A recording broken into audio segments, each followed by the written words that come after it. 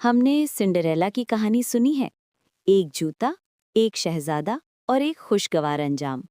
लेकिन अगर मैं आपसे कहूं कि सिंडरेला कभी महल गई ही नहीं, अगर मैं कहूं कि उसकी पूरी दुनिया एक शापित बर्फीले दरख्त के अंदर कैद थी, एक ऐसा जंगल जहां दिन और रात में कोई फर्क नहीं, जहां आसमान से मुसलसल बर्फ गिरती रहती है और उस जंगल के बीचों बीच एक देव हैकल कदीम दरख्त खड़ा है, इतना बड़ा कि उसकी शाखें आसमान को चीरती महसूस होती हैं।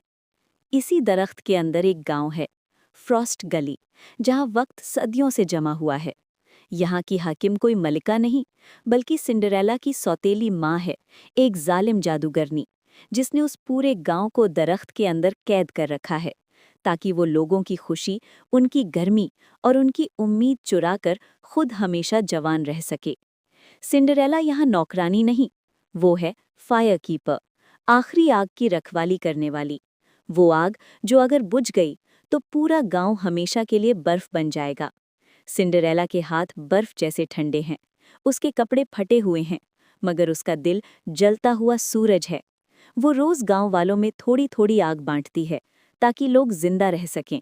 उसकी सौतेली बहनें अब इंसान नहीं रहीं, वो बर्फ की परियां बन चुकी हैं, जो उसके दर्द का मजाक उड़ाती हैं।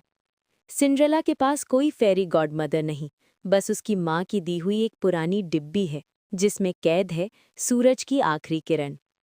जादूगरनी मलिका वो किरण चाहती है, क्योंकि अगर उसे वो मिल गई तो वो अमर हो जाएगी और ये दुनिया हमेशा के लिए जम जाएगी। फिर आता है बर्फीला जलसा, बर्फ का वो जश्न जो खुशी के लिए नहीं बल्कि कुर्बानी के लिए रखा जाता है। यहाँ गांव के सबसे ताकतवर नौजवान को चुना जाता है, जिसकी रूह दरख्त को खिला दी जाती है ताकि शाप बरकरार रहे। लेकिन इस बार सिंड्रेला खामोश नहीं रहती। वो शहजादी बनकर नहीं, बागी बनकर जाती है। उसके कपड़े शीशे के नहीं, आग के शोलों जैसे हैं। वहाँ उसकी मुलाकात एक अजनबी से होती है, जो कोई शहजादा नहीं बल्कि उसी दरख्त का असल वारिस है, जिसे सदियों पहले कैद कर दिया गया था। सिंड्रेला कहती है, अगर हमें आज़ाद होना है तो इस दरख्त को जलाना होगा। एक खौफनाक जंग होती है, बर्फ बमुकाबला आग, और आखिरकार सिंड्रेला सूरज की वो किरण दरख्त के दिल में फेंक देती है। बर्फ पिघलने लगती है, जादूगरनी रेजा रेजा हो जाती है और पहली बार असली सूरज की रोशनी अंदर दाखिल होती है। लोग जिंदा हो जाते हैं, गांव आज़ाद हो जाता है।